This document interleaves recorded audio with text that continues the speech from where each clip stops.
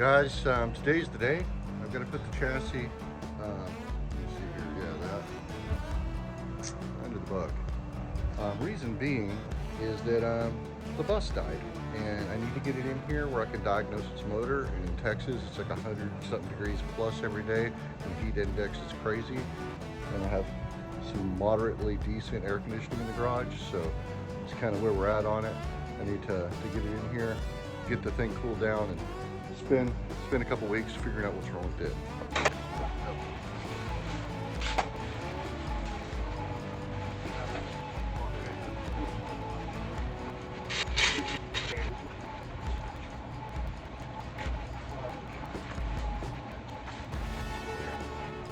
Here's the setup. Got the bus in here. Got to push as far as I could, so I got a light up top here where I can see down in the engine. There's a light under the bus, so I can see what it is I'm doing down there. So I got the AC going. I think I should be good to start on this thing, try to figure out what's wrong.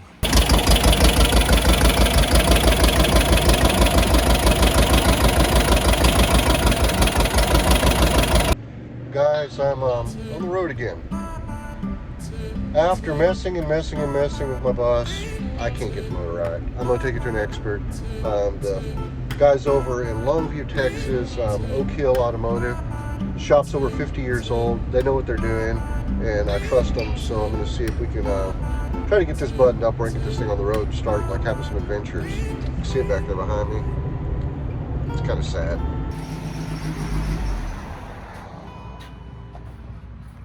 Well, I'm back home with the bus, had it diagnosed. We'll talk about that here in a little bit. But what I'd like to talk about is this amazingness that I drove 45 minutes going 65 miles per hour. And I look under here. My hat is still sitting on the trailer. How's that even possible? That's crazy. Oh, yeah.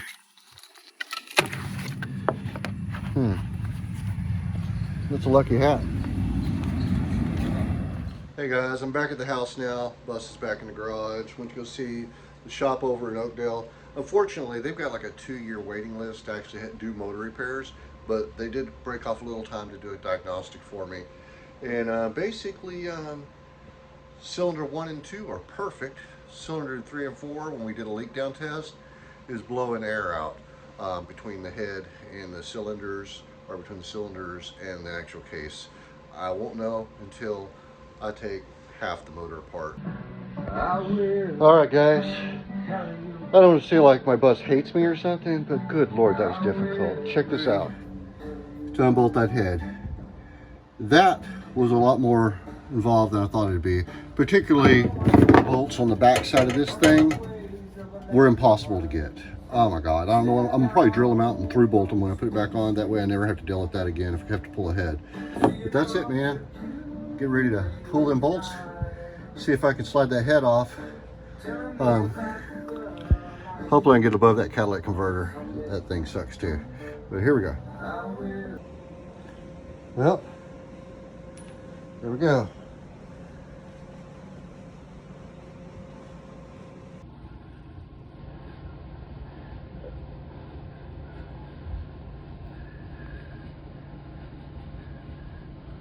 The bottoms of the pistons, they don't look as good, for damn sure. All right, guys, get all my parts separated, wiped down, cleaned up a little bit. Got the head and the cylinders in here to take over to the Volkswagen shop machine guy and just let him take a look. And then I'm gonna get the pistons off before I leave. But it doesn't look horrible, but it certainly doesn't look, you know, let's drive it to Arizona. So we're gonna do it right thing and fix up what needs to be fixed up. So this may be a little bit, but it'll be worth it when it's done. That right side of the motor is solid as a rock, so I want the left side to be too. That way I don't have to worry about it and I can just enjoy my bus. Yeah, I'm under here right now. I got some light on it and I just sprayed it down with my favorite product, Super Clean. Always helps me out in a pinch. So I'm gonna get this thing cleaned up, all the surfaces cleaned, and then I'm going to try to see if I can get the pistons prepped for to go on, Got to pull them out and wash them. They're brand new, so I got to wash them soap and water, clean them up really good, check the gap on the rings, and then we're going to try to get them installed. Yep, I got a problem. 1.84 maul piston, 1.84 maul piston, DOA piston, 1.69,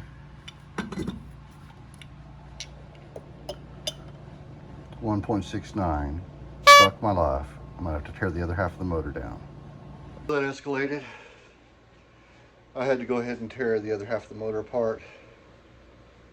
That was a bit much.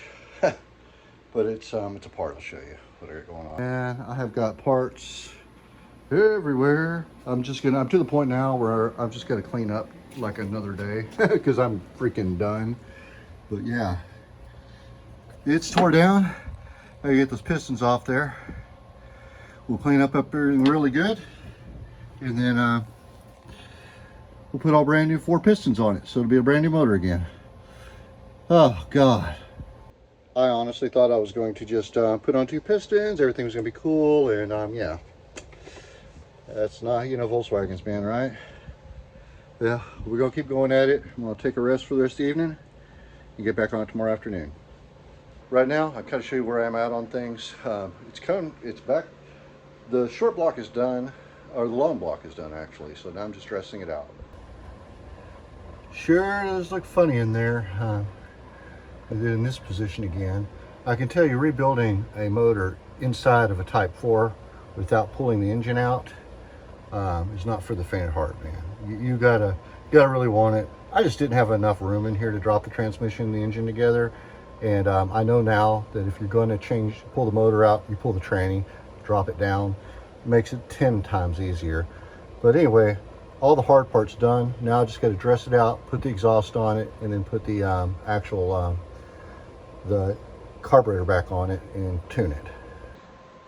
So I'm kind of missing the hottest part of summer, which it's hot in here. It's like 10 something at night right now, and it's 85 degrees in the garage with the air conditioner. But I'm not going to get it on the road in time to get some miles on it. I've got like this stupid dream of like going to Lake Havasu by buses by the bridge this coming year in January. So I really need to get this thing together, make it prove itself, put a lot of miles on it, and see if I feel comfortable taking off on a 16-hour trip one way. So anyway, that's where I'm at. I'll check back in as things come back together. I'm back in the garage again. I'm going to get back on assembling all of the top 10 on the motor and the carburetor and all that stuff today. But I'm also taking time to prep other parts. And one of the things I've had when I had this thing on the road is really bad exhaust leaks. And so I went down and bought a new a Nichols file, a good quality file, and I'm going to do all the flanges. So I kind of show you where I'm at on it. You can really tell after dragging the file across there how uneven and unflat these areas are. So I'm going to file it until they're nice and smooth on every flange. That way when I go to tighten them down, then hopefully we will have a nice sealing exhaust.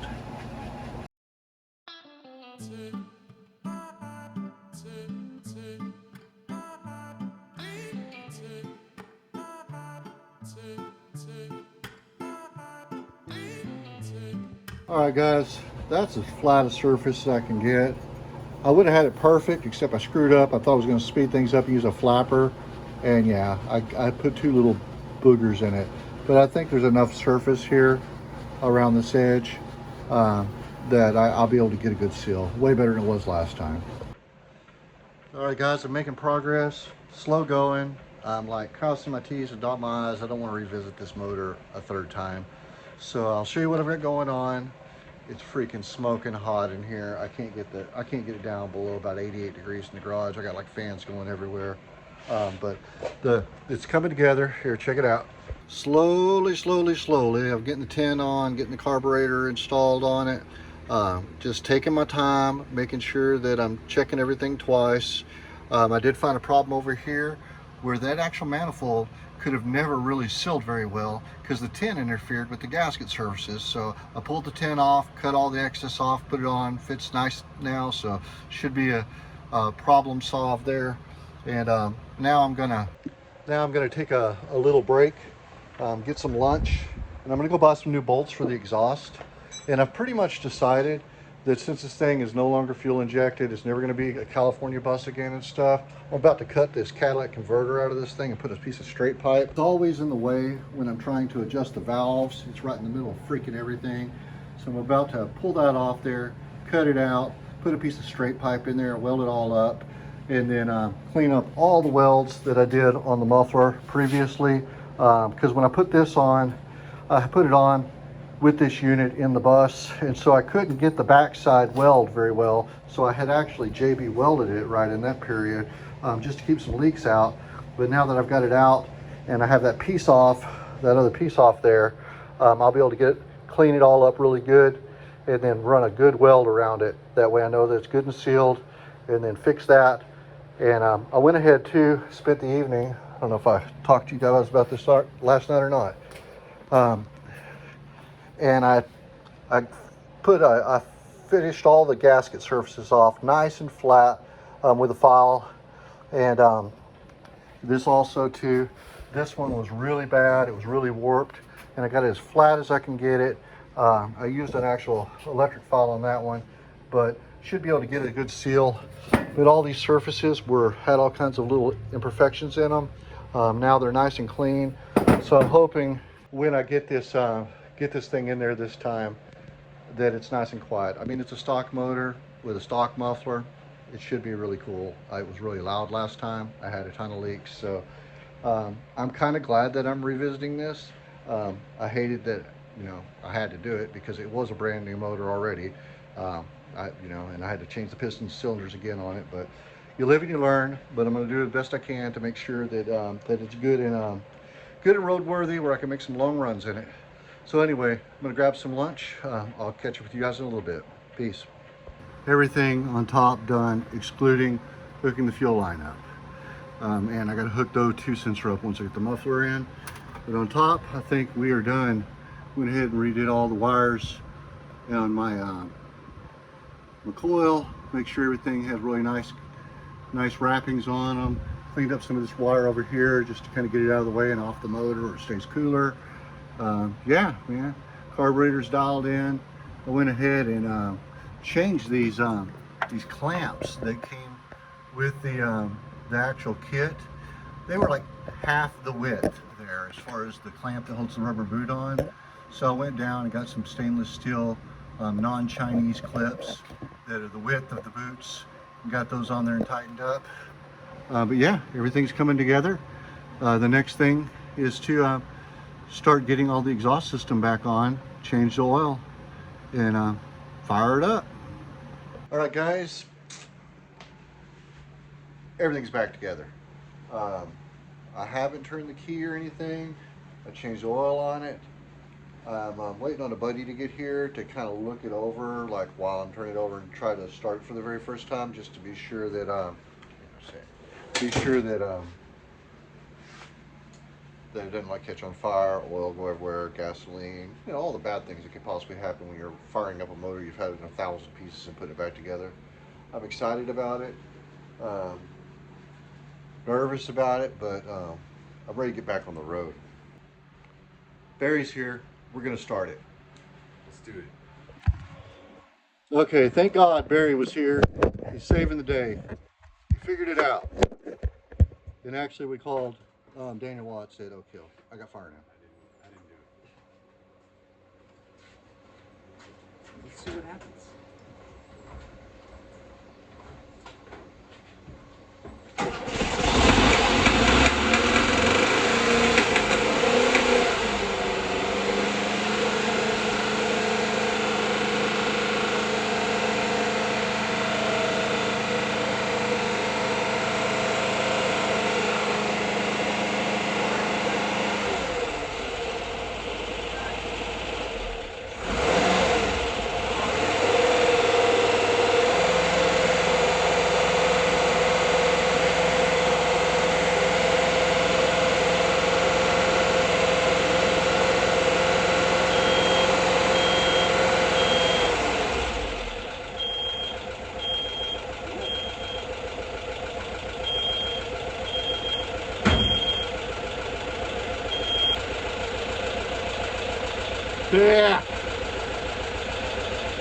Sounds good, right? Running. Didn't even tune it yet. I gotta let the hydraulic lifters build up. Sounds really good.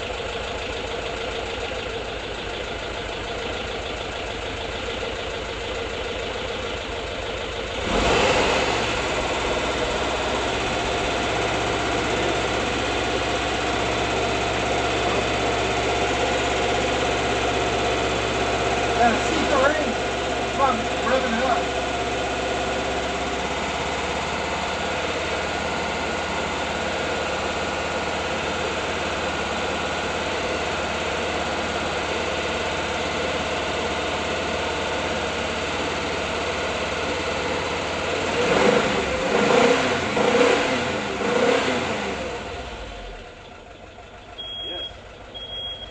Okay.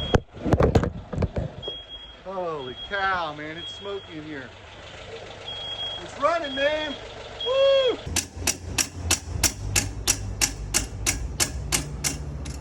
Perfect OG film here.